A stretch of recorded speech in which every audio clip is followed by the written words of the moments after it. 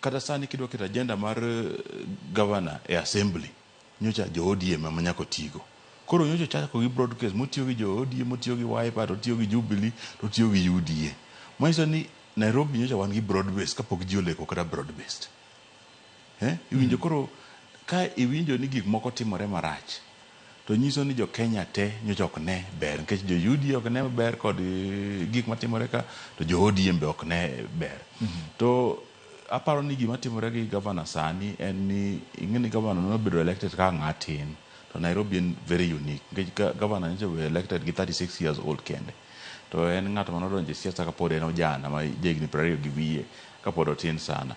To kaka obedo elected Nairobi no, aparo ni nokoparo ni Nairobi ok chal gi Kakamega kata Kisumu kata counties moko ma rural areas. Nairobi nigi unique needs nikech Nairobi nitie e chuny Kenya. To Nairobi be nigi unique needs.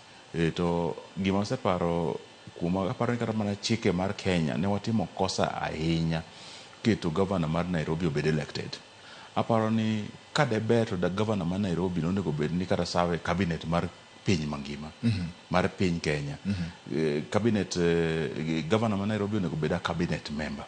Governor mar Nairobi onego bed ng'at maparo mabor, higni 20, 30, 50, ng'at maparo generation mar bang'wani. Ni kwa kawuono kila election eneno gik matimore, ji ywak ni igedo piyo, pi mabedo supply ok rom, ndeche ma biro ka ok rom, kuonde machalo kara kila election iyudo ni kata chief ok nyal bedo gi low monyalo gero office.